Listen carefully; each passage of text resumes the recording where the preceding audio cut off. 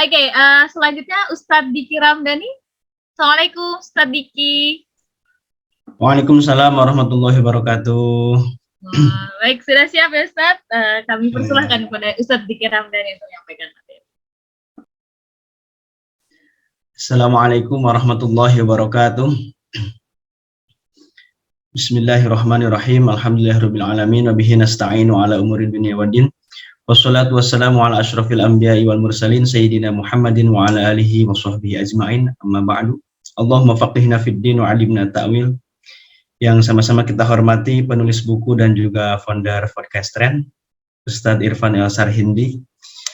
Yang sama-sama kita hormati juga pembina Yayasan Santimo Global, Ustadz Dito Ali Pratama.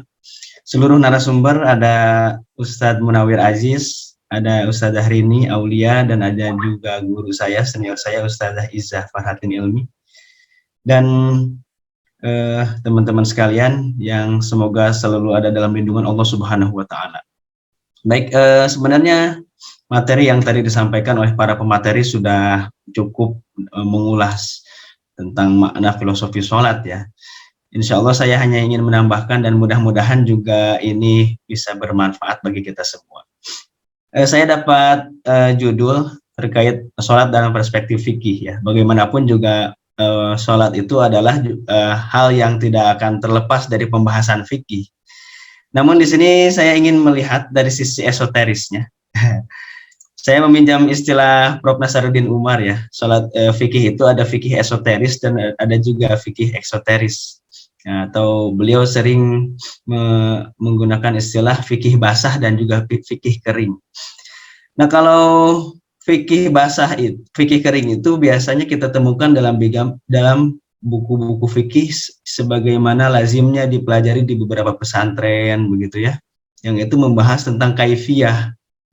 Saya yakin dalam buku filosofi sholat ini, dan mudah-mudahan tidak salah, itu tidak lagi membahas tentang kaifiyah, perbedaan madhab, dan sebagainya. Tapi membahas tentang asrar. Nah ini yang membahas tentang kaifiyah, hukum, kemudian waktu, keutamaan, sunnah-sunnahnya itu disebut dengan fikih kering. Ada yang disebut juga dengan fikih basah. Nah, ini biasanya pembahasan sholat yang dibahas dalam buku-buku tasawuf ya. Kita tahu dalam fikih biasanya nyebut kitabus sholah, tapi dalam kitab Ihya Ulumuddin atau juga tadi karya Imam Ibnu Qayyim Al-Jauziyah lupa saya. Itu disebutnya dengan asrarus sholah. Demikian juga dalam kitab Ihya Ulumuddin karya Imam Al-Ghazali 505 itu disebut dengan asrarus sholah. Jadi tidak hanya sekedar kitabus sholah, tapi juga asrarus sholah. Nah, ada hal yang menarik sebelum saya sampai kepada fikih. Kita lihat misalnya dalam Al-Quran, ada dua kata sholat. Ya, orang yang mengerjakan sholat itu ada dua kategori. Pertama ada muqimus sholah. Ini yang menjadi doa Nabi Ibrahim alaihissalam, dan juga yang biasa kita baca doa ini sebagai doa agar menghilang kemalasan, biar gak malas sholat gitu ya. Rabbi ja'alni muqimas sholah wa min dzurriyyati rabbana wa taqabbal du'a. Ya ini, ya Allah jadikanlah kami muqimas sholah, orang yang senantiasa menegakkan sholat, mengerjakan sholat. Ini ada dua perbedaan antara muqimus sholah dan musolli. Nah, muqimus sholah itu nanti kita akan sedikit ulas dalam beberapa kitab, termasuk kitab Al-Hikam Ibnu Athaillah ya. Berbeda dengan musolli ya. Allah juga dalam banyak ayat Al-Quran yang memerintahkan sholat itu dengan kata aqimus sholah, aqimus sholat liduluki syamsi, aqimus sholat wa atuz zakah, dan lain sebagainya, menggunakan kata aqimu. Ta'ala memberikan tahdzir atau ancaman bagi orang yang melalaikan sholat itu tidak menggunakan muqimus sholah. Kita lihat dalam surat Al-Ma'un yang sama-sama kita hafal, fawailul lil musallin alladzina hum an sholatihim sahun. Tidak dikatakan fawailul limuqimis sholah ya. Nah, berarti di sini ada dua perbedaan dan dua katakanlah derajat orang yang melaksanakan sholat. semua muslim melaksanakan sholat, ya terutama sholat yang wajib 5 waktu, tapi tidak semua orang yang melaksanakan sholat itu sampai pada tahap muqimus sholat. Dan itu yang dikatakan oleh Imam Ibnu Athaillah dalam kitab hikamnya. Sini kita lihat, fama kullu musallin muqim, ya. Tidak setiap orang yang sholat itu disebut dengan muqimus sholat. Buktinya ada orang yang melaksanakan sholat tapi dia kena ancaman neraka wail. Nah, ini kita lihat misalnya memahami satu hadis dalam perspektif fikih tentang sholat. Ini ada hadis riwayat Imam Tirmidzi. Qala Rasulullah sallallahu alaihi wasallam, al-ahdul ladzi bainana wa bainahum, perjanjian antara kami dengan hum, di sini disebut kafir zimmi, ya.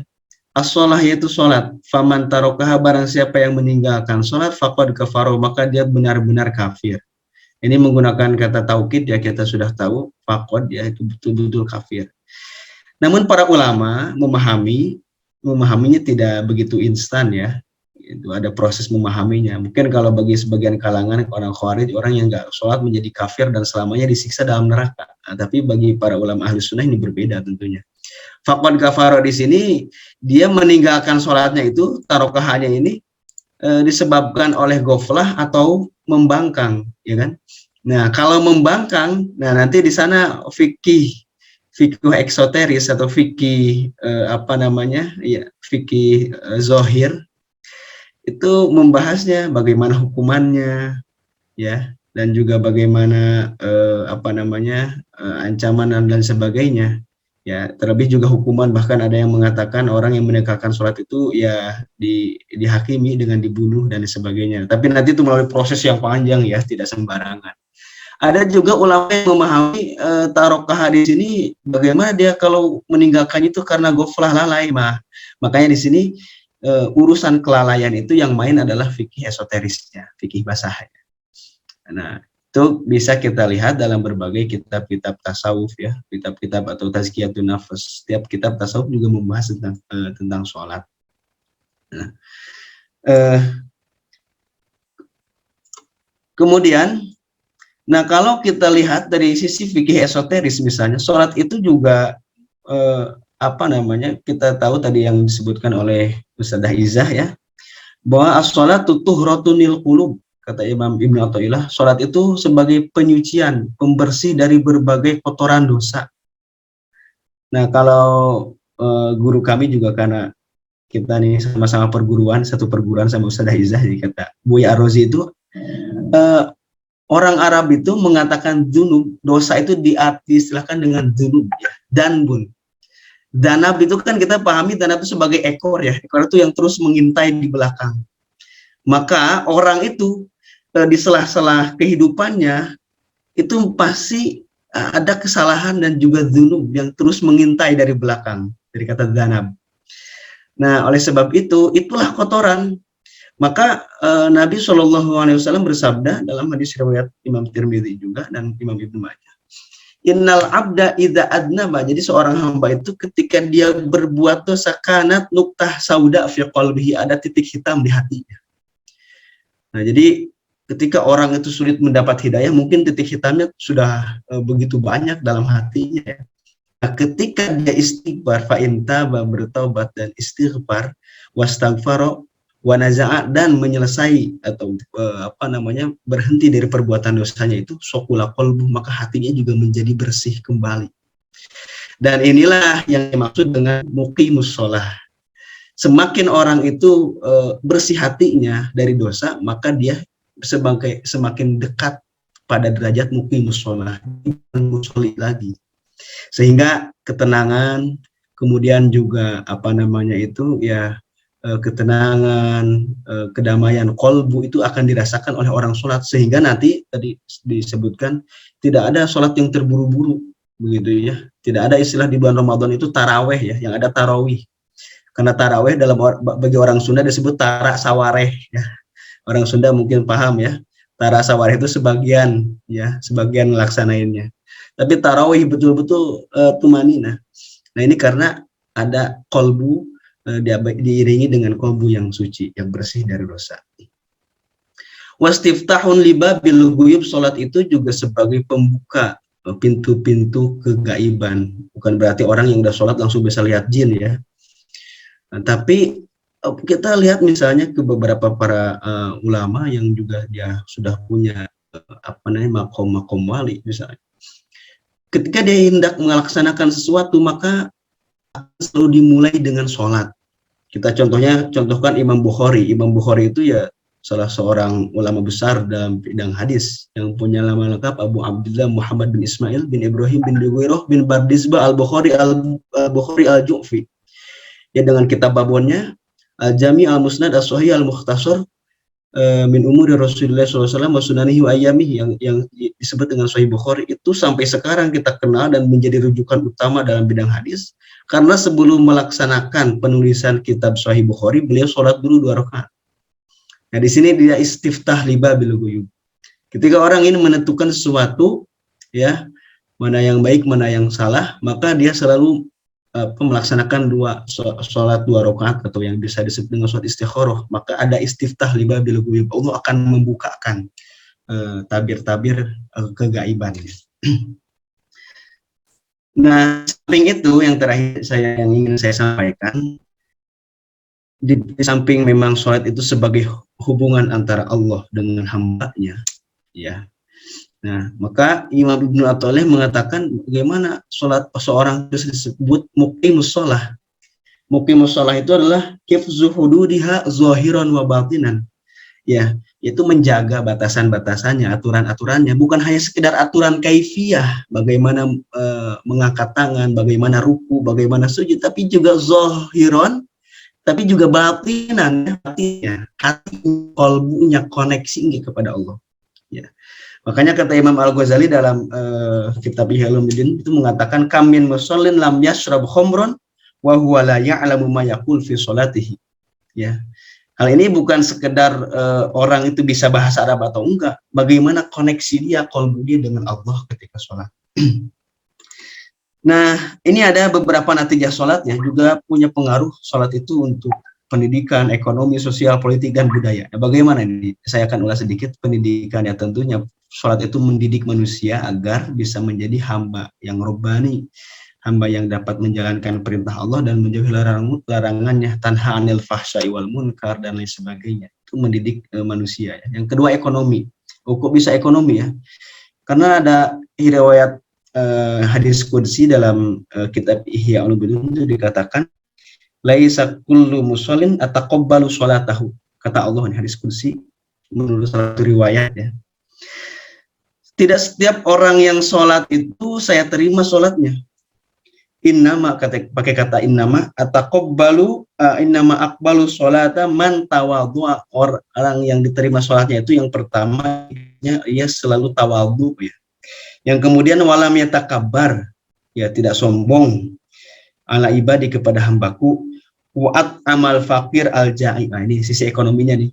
Dia sering memberi makan orang fakir dan orang yang kelaparan. Memberi makan di sini bukan tidak melulu sedekah, tapi juga meringankan harga dagangan bagi orang yang fakir itu beda dengan orang yang kaya misalnya. Itu bisa berlaku di sini.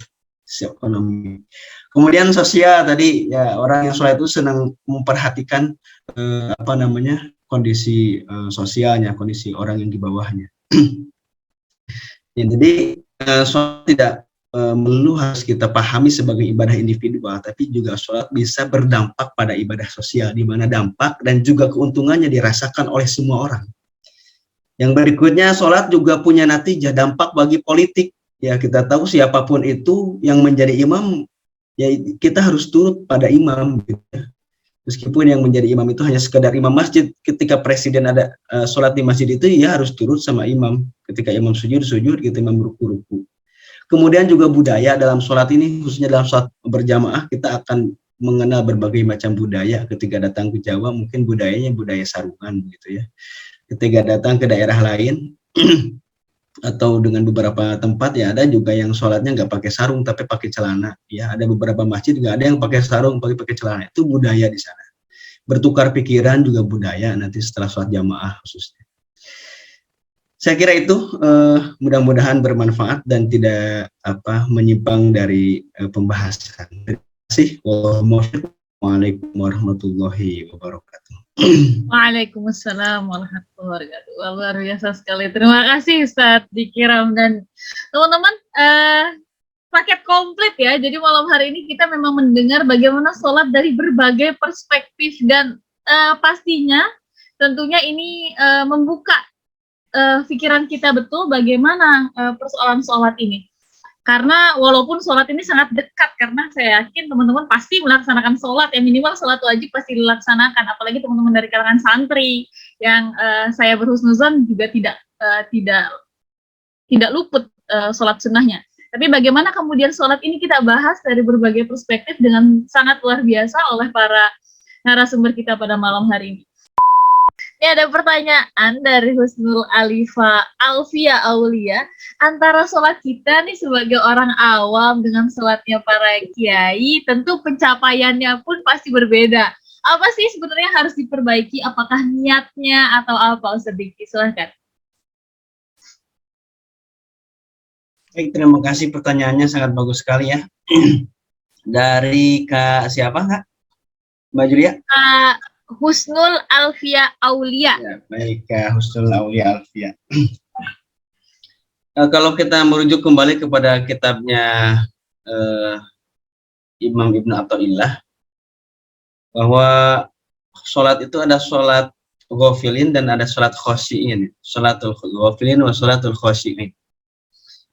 Nah, sholatul ghafilin itu apa? Sholatul ghafilin itu tadi ketika sholatnya itu tidak memiliki dampak apapun bagi dirinya, bagi sosialnya, bagi masyarakatnya, dan bagi keluarganya.